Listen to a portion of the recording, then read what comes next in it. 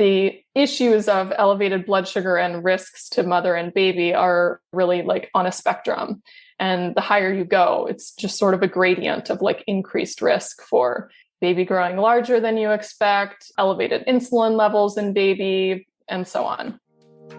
Stress is the inflammation that robs us of life, energy, and happiness.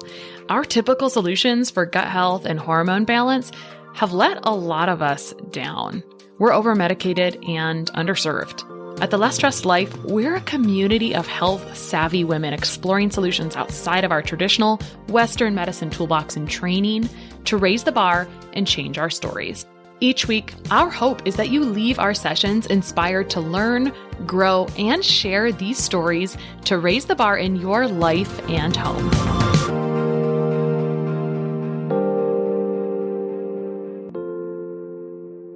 This episode is sponsored by Full Well Prenatal Multivitamin, formerly known as Full Circle Prenatal. Full Well Prenatal is the only prenatal multivitamin on the market with optimum nutrients for before, during, and after pregnancy. Use the code LESSSTRESSED to get a discount at fullwellfertility.com. All right, today on The Less Stressed Life, we have Lily Nichols returning, who is a registered dietitian nutritionist, certified diabetes educator, researcher, and author with a passion for evidence-based prenatal nutrition. Her work is known for being research-focused, thorough, and unapologetically critical of outdated dietary guidelines. She's the author of 2 best-selling books, Real Food for Pregnancy and Real Food for Gestational Diabetes. And today we are going to focus on the latter. Welcome back, Lily. Thanks for having me back. Well, this is where things really started for you, was with the Real Food for Gestational Diabetes, right? Will you tell us, you were working, was it WIC, but way back in the day at the early part of your career in California? Am I getting that right? Like, what happened where you thought, what in the world are we doing? Why do I care about this topic? Yeah. Well, so I was actually working twofold at the public policy level with the state of California's diabetes and pregnancy program, which is more widely known as Sweet Success. And I was working clinically as a dietitian and diabetes educator under a perinatologist who specialized in gestational diabetes. So I was like the sole diabetes educator and dietitian on staff there, educating all the clients. So it was very interesting to have a bit of a contrast between what the guidelines were saying and then what I was seeing in clinical practice for how those guidelines were actually working in real life. And it was actually pretty early on into my clinical work that I was like, wow, this is not working well. About half of my clients would end up on medication or insulin. And as somebody who had already been sort of eating real food, ancestrally focused, and had played around with lower carbohydrate intake and had felt the benefits for myself personally, I was like, wow, this kind of doesn't make sense that we have these clients who have failed a glucose tolerance test, and now we're giving them that same number of carbs or more per meal and expecting them to have normal blood sugars, and it's clearly not working. So yeah, that was the start of it all, which led to a very long road of diving deeper into like how our guidelines were initially set, especially for carb levels and whether it's safe or not to go lower carb in pregnancy, thinking about sort of a little more outside of the box, not just like carb levels, but what are the micronutrients we might be missing out on that support insulin sensitivity and like glucose metabolism? Where do we get those in foods? Could we promote eating more of those foods? It all kind of came to a head between those 2 professional roles that I was in. Well, let's talk about that. How did the guidelines come to be? And I don't think they've been updated. I mean, you talk about this. This is your thing. So I don't think that they've probably been updated because I feel like most guidelines always need an update. But tell us about how they came to be. And has there been any positive progress since you've done so much work in this area? Have you seen any changes out of curiosity? Well, it's a difficult question to answer because different organizations suggest different guidelines for gestational diabetes. And I can say we were working on like slight tweaks to those guidelines. Like I was involved in like the 2011 guidelines that we worked on with California Diabetes and Pregnancy Program. But when you're talking about revised guidelines, you're talking about really, really minor shifts It could take 6 months of deliberation between myself and the other dietitians in the state I was working with to like change a sentence. I'm not kidding you. So when we talk about like completely revising them, there's just a lot of bureaucratic red tape to that coming to pass. And a lot of these organizations need to be at least somewhat aligned with like the national dietary guidelines and like the other state and like WIC guidelines. Like nobody wants to step on each other's toes. So I think that's why they really haven't changed substantially in decades.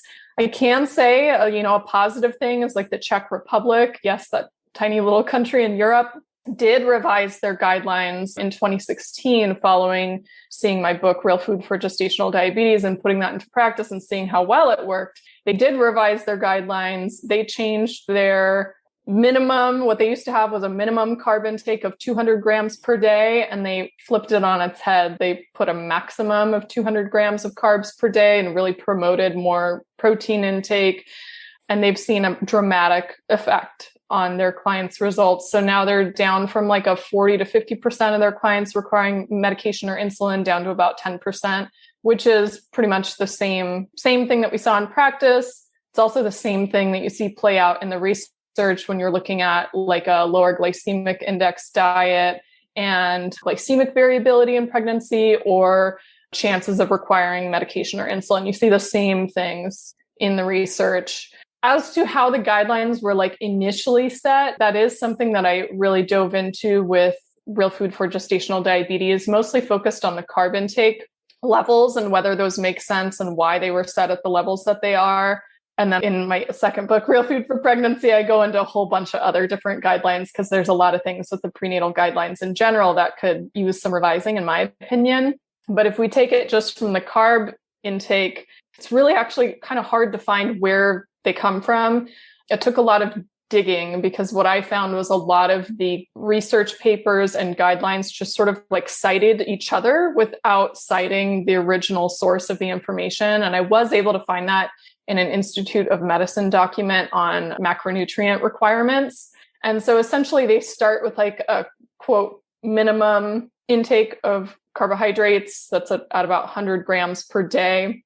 And then they add on additional carb needs for the increase in maternal energy needs. And there's an assumption that a certain portion of that, minimum of 45% of calories from carbs, is part of that. So that will add 30 or so grams. And then you add additional for the amount of glucose used by the fetal brain. And by the guidelines, they're not thinking about glucose that can be created in the human body from other energy sources. It's purely like, assuming this all comes from the diet, we're going to add 30, 35 grams for fetal brain energy needs. And that's how they came up with this 175 gram minimum. They did round up a little bit, actually, when you do the math. But nonetheless, if we actually go further into that document, it does contradict itself because they do say that technically the human body can survive with an intake of 0 carbohydrates, provided that sufficient protein and fat is included in the diet. So there's no deficit in calories. Your body can create glucose via gluconeogenesis. So there is a lot of contradictory information there. Certainly, we know traditionally, you have ancestral cultures who live really far from the equator, who just by way of their climate are unable to eat a large amount of carbohydrates. And clearly they have been able to survive and reproduce.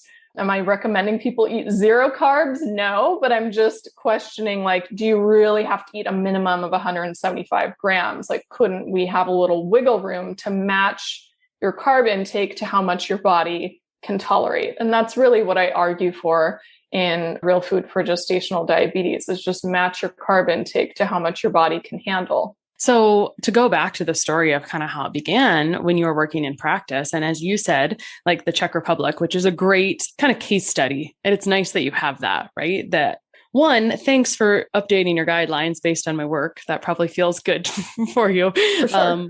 But instead of 40 or 50% of their people requiring medication, they're down to 10%. I think that's what you said you saw in practice as well. Did you get a lot of support from the providers in your clinic to do things the way you saw them laid out in the research in a way that made sense. I mean, like you said, why do we treat with high carbs when we are failing a glucose tolerance test? It doesn't make sense. And so you do a great job of being frank. And I'm wondering if they were supportive and you were able to change that immediately in practice. I was in a very unique situation in that the clinic I was in was associated with UCLA Medical Center, and we had like residents coming in and out through their training. And the perinatologist I worked with was like the head chief of perinatology at like one of the largest hospitals in LA. So she was very much like a research focused kind of a person and very open to like, let's do what works. And she really believed that we should be doing as much as possible without resorting to medication or insulin. So she actually put it on me as the diabetes educator to make the call whether or not a person started medication or insulin. And it was like, do everything you can. And if you see things that seem outdated in the materials that we're giving to our clientele, feel free to update those. So I was actually given a lot of autonomy in changing things. And again, a lot of this is not like seriously drastic. I mean, some of the things that are in the guidelines are not incorrect. I mean, they do promote like sufficient protein intake, although sufficient is arguable and arguably higher than the guidelines. They do recommend fresh fruits and vegetables. They do recommend paying attention to the quantity of carbs. Their whole shtick is just if blood sugars are still high after eating our minimum of 175, start medication or insulin. Like that's very clear in the guidelines. And what I was shifting was, no, actually, say your blood sugar is coming out high after you've had, say, 45 grams of carbs at the meal. Let's try 30 grams of carbs and see if that's something your body can tolerate. Let's try upping the protein a little bit. Let's not fear fat. Let's not fear salt. Let's not fear all these things that are actually not problematic to our health that have been unfortunately, promulgated over the decades, and see, like, let's adjust to how your body responds. So for me, it was very much personalized, and my counseling approach was also putting the onus on the women themselves to, like, when we meet next time, I want you to tell me what you've learned about your blood sugar over the past 2 weeks and what you figured out. And they come back and they know, oh, I noticed when I had like 3 tortillas at this meal, my blood sugar was too high. And then like the next meal, I decided to limit it to 1 or 2, or maybe have like 1 tortilla and have like beans as my carb source, which I remember you said are like higher fiber and protein. And like my blood sugar was great. So, I know how many tortillas I could get away with. Like it was empowering them to make the choices. So to go back to the original question, it actually was well received, but I think it was very specific to the type of setting I was in and the type of providers I was working in, kind of like the research and teaching focus of that setting. And I know that's not typical in a lot of the workspaces that dietitians work in. And I will revisit that question. What would you say to providers that are in kind of a non-supportive environment? And we can go there now, actually. Maybe it fits better later after we talk about all of the options. Something I want to highlight is that what you're describing, there's nothing crazy about it, right? It's pretty normal from how we should actually do our normal life. Like if I eat this and this is kind of the reaction, should we all take a couple of weeks and check our blood sugar, right? It's a decent argument. Blood sugar is an easy biometric marker that kind of lets us know, how our fatigue might be sometimes, how our energy, how a lot of different things may work for us. So them just adjusting their intake to not a crazy low amount, there's nothing that we should be batting an eye about from those recommendations. Right. That said, some people call you you've been called, I've seen you say this and then kind of say, that's not right. But you've kind of been called the ketogenic dietitian or like the ketogenic pregnancy, whatever. You've been called things, right? That's just how online world is, especially when you're outspoken. Tell us what you've been called and more about that. I don't even know what I've been called because I try not to pay too much attention to it. But I think some people think I'm rather extreme just because there's so many things in the guidelines that I believe are due for an update. But I think my words sometimes got a little twisted, right? So Real Food for Gestational Diabetes was published in 2015. And this was kind of before ketogenic diet got like really popular and mainstream. So there are some people who have taken liberties in interpreting my recommendations. So in Real Food for Gestational Diabetes, I actually had to have a full chapter on like why I believe the carb guidelines are incorrect and not evidence-based and could be updated, and why it's safer to go low carb in pregnancy. In the context of low carb compared to the high carb guidelines, right? Part of that argument was that being in low level nutritional ketosis, mild nutritional ketosis, is a physiological normal state that your body goes in and out of in pregnancy, and actually goes in and out of during pregnancy more easily than any of us who are not currently pregnant. Some people take that to mean I should be in ketosis at all times and eat the fewest amount of carbohydrates humanly possible. And that's actually not my stance. I think there is room for carbohydrates in the diet. Choose the best quality carbohydrates, eat the types of carbohydrates that your body can personally process well, because all of us have differences, right? Some people have like an easy time processing a banana, and other people, bananas spike them like crazy. Some people have an issue with white rice. Some people don't, so it's like personalize it. The whole eat to the meter idea. What is your blood sugar meter telling you? And then respond to that. So I think some people just make assumptions that I'm like ridiculously low carb, or like promoting that everybody goes on a ketogenic diet. And I don't believe a ketogenic diet is necessarily harmful or dangerous in pregnancy, but I do think you have to be more careful if you're going to eat that sort of a way, because depending on your interpretation of what a ketogenic diet is, if that's like a low protein ketogenic diet, like what they use for epilepsy, that's not safe in pregnancy. You actually need a lot more protein in pregnancy. So it shouldn't be low protein keto.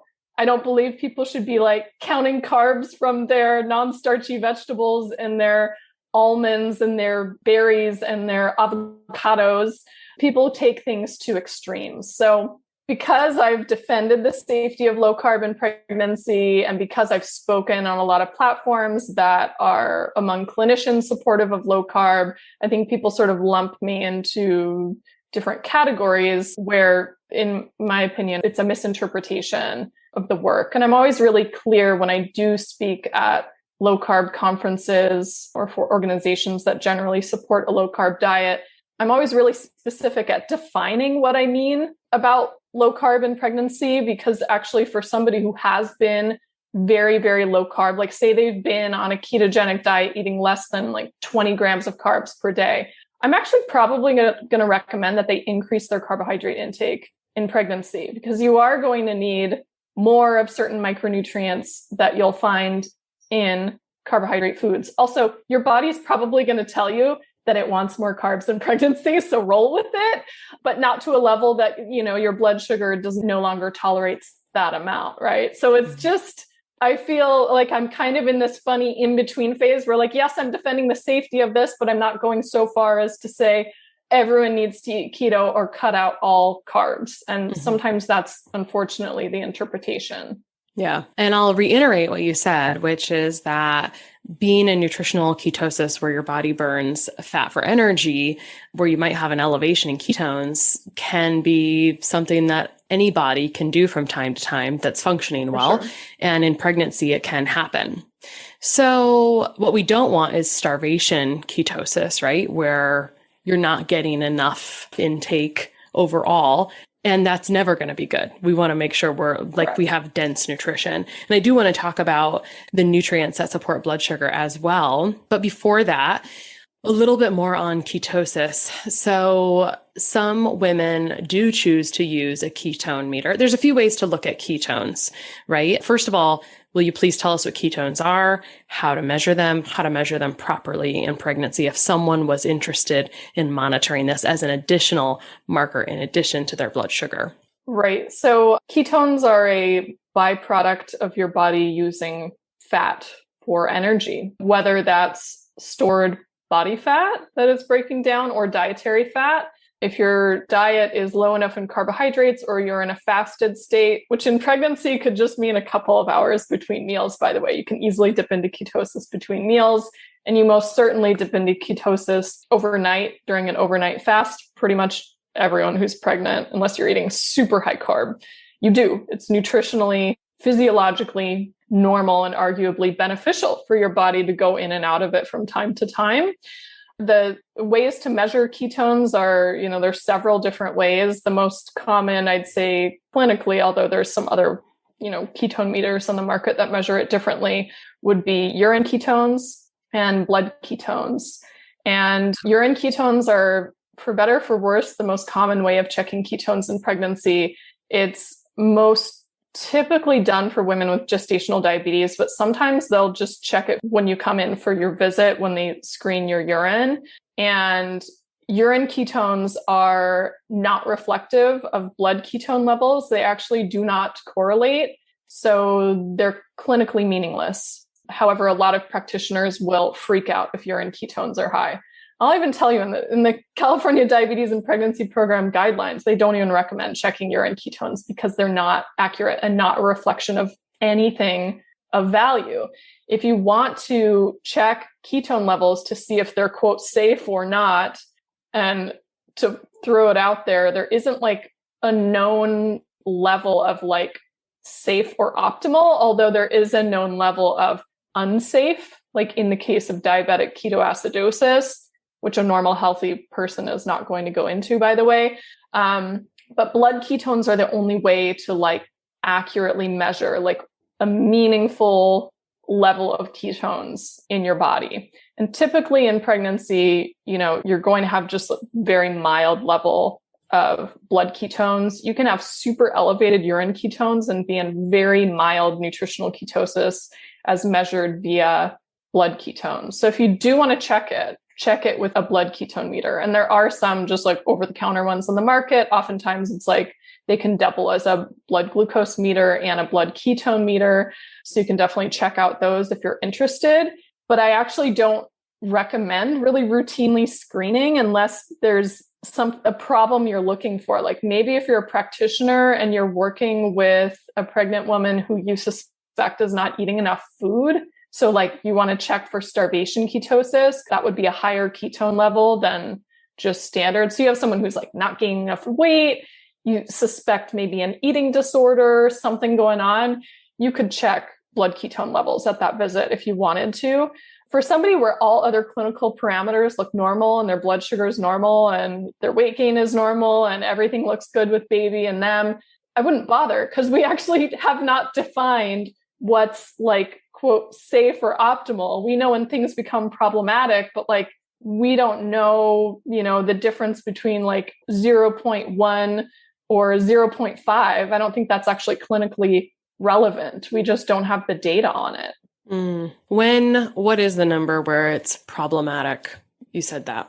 We know when it's problematic. I have to pull it up, but usually when you're getting above like 3 or, 5, you start getting like really high on the ketones, and I'd have to look up the actual units. Again, it's not something I usually measure, but it is something I've discussed in some presentations. Like sometimes I've actually taken it out of my presentations because people just get like crazy obsessed with the actual blood ketone readings when we really don't know. There's also like different ways of measuring it. So like I'm just pulling up a study from 2016, and they were measuring it in micromoles per liter, but usually we're measuring it in millimoles per liter. So you have to divide by 1,000. But just to give you kind of like, they were looking at ketone levels in mothers right before delivery, and then in the placenta, in umbilical cord blood. And then they looked at newborns at relatively soon after they were born, 4 days of life, 30 days of life. So like placental ketone levels were like 2 millimoles per liter. Circulating ketone levels in mom were like less than 0.06. So not high, but the body was actually preferentially involved in ketogenesis in the placenta, because the ketones are actually involved in supporting fetal brain development, which a lot of people find surprising. In the umbilical cord at delivery, they were at 0.7. So arguably like slightly elevated, but not elevated at a level that would be problematic. That's like physiologically normal. These are normal, healthy pregnant women, didn't have gestational diabetes. Their blood sugar levels were normal. So your body just goes in and out of mild ketosis. I know I was actually speaking at a low carb conference when I was pregnant with my second, and there was a vendor there who had like a blood ketone and blood glucose meter. And I measured my ketones. This was actually after eating, and mine were like 1 millimole per liter. And that was like after a lunch that probably had 30 or 45 grams of carbs. I mean, my body was still in nutritional ketosis, So it's like, okay, nothing's wrong. Everything's fine. Baby's healthy. I don't have gestational diabetes. I don't have elevated blood sugar. I'm in a fed state, and my body is still in mild nutritional ketosis. I mean, ketones supply like 30% of fetal brain energy needs. They are used as fuel. If they were harmful to a baby, your placenta certainly would not be producing them and delivering them to the baby as a fuel source. Yeah, when we discover things that are unusual to us the first time, or we are unexpected to us, we should probably step back and observe what our body's doing first, because let's go ahead and assume nature knows what it's doing more than we do if we're just discovering it. So that's ketosis. Let's talk about how insulin changes throughout pregnancy and blood sugar ranges a little bit. As you grow, that does change a little bit, right? As you advance in gestation. So in early pregnancy, your body's actually in anabolic state. It wants to accrue maternal fat stores and sort of like build up an energy supply that will later be transferred to baby. So interestingly, even though it's not typically the time where on the scale you're like gaining a lot of weight, you actually are accruing fat mass in early pregnancy. Your body is more insulin sensitive, so it's specifically trying to store energy. And as you get further in pregnancy, your body becomes a little more insulin resistant. You end up in what they would call a catabolic state, and your body starts preferentially transferring more of that energy to baby. You do start dipping into your maternal fat stores to transfer that energy reserve to baby. And that continues actually postpartum, by the way. You continue breaking down your maternal fat stores in this way to fuel breast milk production. But there is a shift. And so some people refer to pregnancy as like a sort of a diabetic state, because in the latter half of pregnancy, your body is more insulin resistant. Interestingly, though, blood sugar levels don't tend to go up in pregnancy. They actually tend to go down. Some research suggests they are lower by about 20%. And we actually see this reflected in the sort of optimal blood sugar ranges that are suggested in pregnancy, and also just the average blood sugar levels in a healthy pregnant woman who does not have gestational diabetes or any known pre-existing insulin resistance. So it's an interesting conundrum. You end up more insulin resistant, but your body maintains lower blood sugar levels. And it does this with changes in the pancreas. So your pancreas will pump out anywhere from like 2 to 3 times more insulin in late pregnancy than it does in a non-pregnant state. So your body is designed to become more insulin resistant, but it's also designed to produce more insulin and maintain lower blood sugar levels. And this is all to like keep baby growing under any circumstances, as well as to go back to the ketosis conversation. That's also designed to keep a consistent fuel source available to baby, even when you're not in the fed state, such as overnight when you're not eating all night. I mean, maybe you're waking up to have a snack. I know I had phases in pregnancy where I was so hungry I needed a snack in the middle of the night. But when you're in a fasted state overnight, your body is going to go into ketosis during that time and yes, there's going to be low levels of glucose sent over to baby as well. But in addition to that, ketones, so that 24/7, that baby is getting nourishment and energy. I want to make sure I heard and repeat this correctly. In pregnancy, blood sugar levels may be 20% lower. So we have our kind of scale for what normal blood sugar is when you're not pregnant. And then during pregnancy, is there a different scale? There is. So if you're just a diabetes educator with a non-pregnant population, you're probably recommending keeping your blood sugar below 140 after meals and fasting blood sugar under 100 in pregnancy. And the guidelines are different depending on the organization's guidelines that you're following. But I go with the California Diabetes and Pregnancy Program ones, which are a little stricter and more reflective of optimal blood sugar in pregnancy. They recommend less than 90 for fasting, and after meals, typically less than 120 at the 2-hour mark. Some clinics recommend less than 120 at the 1-hour mark. Others say less than 130, and that's in milligrams per deciliter. But you also see it reflected in like the range of sort of safe fasting blood sugar. Typically for like a non-pregnant diabetic, there's concern if you start dipping below 70. And in pregnancy, they shift that down to 60 as a lower range. So most often we're seeing fasting blood sugars really in like the 70s and 80s. There's a pretty large study that looked at blood sugar levels in non-diabetic, healthy BMI pregnant women in the 3rd trimester. And this was a review of like 11 studies that had looked at this. And they found that average fasting blood sugar levels were about 71 milligrams per deciliter. Average blood sugar levels an hour after a meal was about 109, and 2 hours after a meal was about 99. So even if you go by the gestational diabetes goals, like those are still arguably higher than what we observe in pregnant women who don't have pre-existing blood sugar issues. Just personally why I like to target on the lower end, because we know that the issues of elevated blood sugar and risks to mother and baby are really like on a spectrum. And the higher you go, it's just sort of a gradient of like increased risk for baby growing larger than you expect, elevated insulin levels in baby, and so on. If you had someone walk in and their fasting blood sugar was 40, 50, and they feel great, would you have any concerns? I've never had a person come in with fasting blood sugars of 40 or 50 unless their meter is not working properly.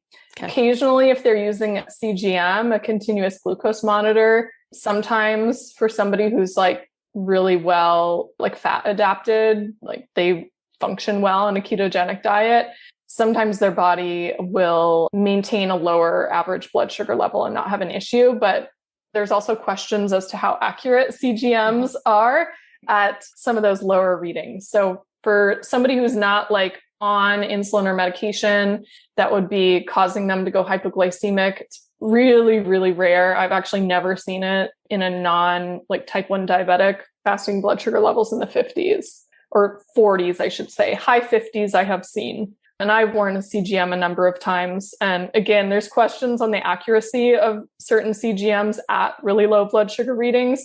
Occasionally I would be in like the high 50s or low 60s, but you double check with the finger stick and it's usually actually in the high 60s or the 70s. So they can be off. As with anything, there are imperfect devices and imperfect measurements for checking things. So that's why sometimes you want to have a backup just to see, are you truly low? Are you symptomatically hypoglycemic, or is this a reader error? Right. It's a great point.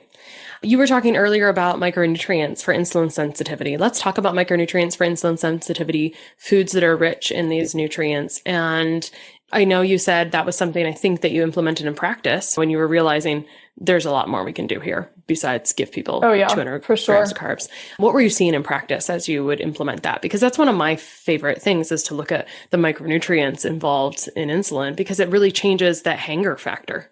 Oh, yeah. I mean, there's a lot. As somebody who's like previously experienced being like prone to reactive hypoglycemia, and at this point that doesn't happen anymore unless I shift back eating crap and way too many carbs for my body. A lot of the micronutrients involved in blood sugar metabolism and insulin fall into the categories of like minerals and B vitamins, for the most part, there are some exceptions to that.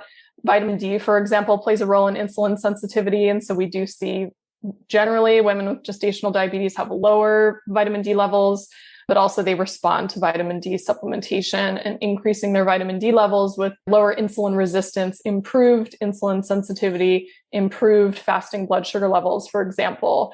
Magnesium, vital for proper insulin sensing. So I do typically recommend, if we're in a situation where they can't afford supplementation, supplementing with magnesium, even something as simple and inexpensive as like a Epsom salt bath. So you absorb some magnesium transdermally, even that helps. Sufficient salt in the diet is a surprising one for people, but that improves insulin sensitivity. Let's see what else. Inositol, which is like a B vitamin-like compound, really highly effective at improving insulin sensitivity. It's used very commonly for PCOS, which a typical case of PCOS, though not all, have some level of insulin resistance going on. And they have done studies where they use inositol through pregnancy, and it both reduces the incidence of gestational diabetes, or in women who have gestational diabetes, can reduce their insulin resistance. Really, it seems to be quite effective at lowering fasting blood sugar in some cases. And then, you get into all the B vitamins, thiamine plays a role. They all kind of function together. A lot of these metabolic processes are interrelated. You have certain enzymes that are reliant on certain minerals to function properly, which process a lot of your B vitamins. Like there's things that act in concert. So I think in general, I didn't have to get into often all of these nitty-gritty details on the client level. If we really kind of like back up a bit, stop being obsessive about reducing your salt intake, which is definitely different than the guidelines, that improves your insulin sensitivity right there. Eat a sufficient amount of protein, because your protein foods are often your foods that are richest in many of these minerals and many of these B vitamins, especially if we start incorporating things like organ meats, encouraging people to consume egg yolks. Also including plant-based proteins as well, like legumes and nuts and seeds are helpful. Lower carb dairy products can be helpful. That'll get you some of your, vitamin D coming in from the diet. Fish and seafood will get you some of that vitamin D coming in from the diet, as well as lots of different minerals and your DHA. And so all of these work together. And a lot of times, if we just take it back to food, the like nitty-gritty details take care of themselves. There is certainly a time and place for supplementation, but if I'm going back to like that original role that I was in a perinatology practice, we were working with very low income women. So we weren't really talking supplementation. We were talking very basic food source nutrients. Another one to throw out there is glycine, a really important amino acid in pregnancy that does improve blood sugar handling, also lowers blood pressure. So if I could encourage women to go back to some of their traditional eating practices of eating nose to tail, making bone broth, using the tough cuts of meat. All of these things, by the way, tended to be less expensive. So they were already things traditionally they had done before they had been like acclimated to terrible Western diet. Go back to what their grandma and great grandma did. We would see really great improvements on their blood sugar levels as well. Mm-hmm. Cool. Thank you. Oh, as a child of someone that had gestational diabetes, I thank you for this conversation. And I want to bring it back to, you were just talking about, you went back to practice. You were talking about working in that practice in California. So now is the time for that question to come back. There are a lot of health professionals that listen to this podcast, and there's a lot of dietitians. And what would you say to them if they'd like to start implementing some of the real food for gestational diabetes guidelines, but they're getting a little bit of kickback from some of the staff, or they need help educating them or kind of making a case for this? The Czech Republic study. No, just kidding. Yeah, right? You should write a case study. I need to get some of those things translated for me. I'll have to reach out to my contacts over there. This is like what I've heard like around the block from other dietitians, because there have been some clinics in the US who have been successful in revising their individual clinics' guidelines and their handouts for clients. So it might start with something subtle, such as reducing the quote minimum carb level that your clinic recommends, or dropping that there's even such a thing as a minimum carb level, because that's actually not supported by the research. A lot of what I've heard is that people have actually brought in a copy of Real Food for Gestational Diabetes into their clinic or given it to their clinic director and be like, read this. This makes sense.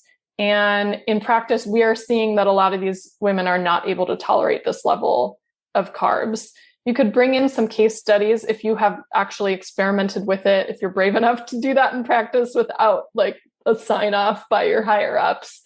Show the results in practice, or maybe you've experimented with yourself. Hey, I got a CGM, or I've been using a blood sugar meter at home, and I can bring down my average, post-meal blood sugar reading by like 20 or 30 points if I just eat slightly lower carb. And this seems like it would work with our clients as well. I do have like professional training opportunities on gestational diabetes. So if they're open to it, I have a Women's Health and Nutrition Academy webinar on gestational diabetes that goes through a lot of this and a lot of the evidence on the ketone conversation. And that's something where you could recommend that they watch that webinar and take into account that information, that research.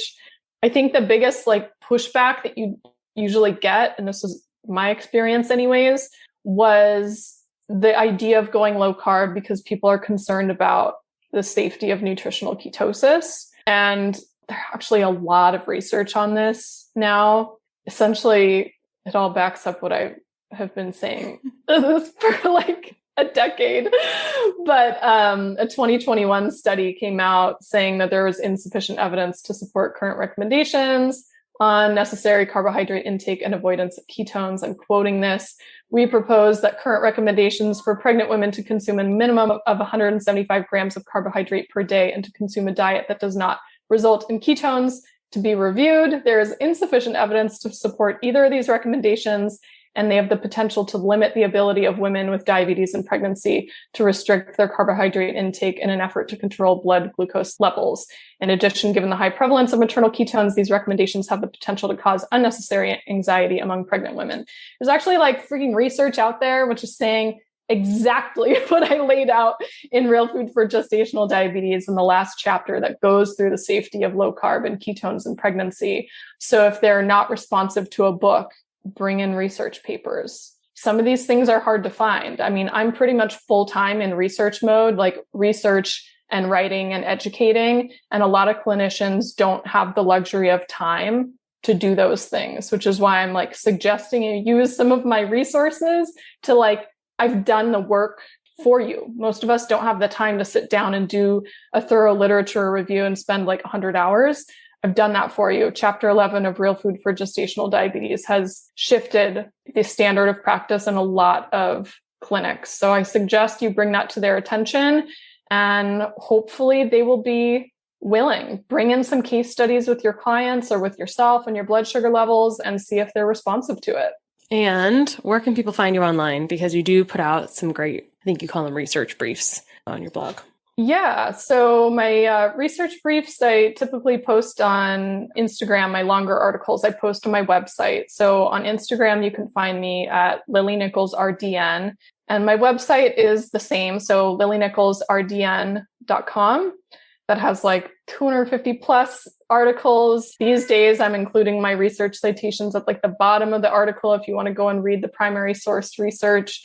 There's a lot of stuff up there. You can get my books, Real Food for Pregnancy and Real Food for Gestational Diabetes. I link out to those on my website. You can also find them on Amazon and wherever books are sold. And yeah, just good luck. Keep pushing the needle to the dietitians that are reading. We need more clinicians who are, open to reviewing new research and shifting their practice as a result. We don't have to be stuck in the 1980s with our recommendations, especially if we're seeing that it is not improving our clients' outcomes. It's really up to you to advocate for better on behalf of your clients. Yeah. Thanks so much for coming on today. Thank you. When trying to conceive and grow a small human or nourish yourself through some of the tough stuff our bodies have to deal with day to day, a high-quality prenatal is your first insurance policy. Unlike the majority of prenatal supplements, Fullwell Prenatal exceeds current safety standards by independent testing for heavy metals, allergens, and other contaminants on every single batch produced, which is absolutely the exception in the supplement industry. Longtime private practice functional medicine dietitian And mother, Fullwell Prenatal creator Ayla Barmer has a deep knowledge on the needs and challenges of women before, during, and after pregnancy. You can feel confident in the year she spent curating the best forms of nutrients for Fullwell in dosages that actually align with research in a gentle, easy-to-use formula that doesn't upset your stomach. Check out the new website at fullwellfertility.com and use the code LESSSTRESS to get a discount on your order. Sharing and reviewing this podcast is the best way to help us succeed with our mission to help integrate the best of East and West and empower you to raise the bar on your health story. Just go to reviewthispodcast.com/less-stressed-life. That's reviewthispodcast.com/less-stressed-life, and you'll be taken directly to a page where you can insert your review and hit post.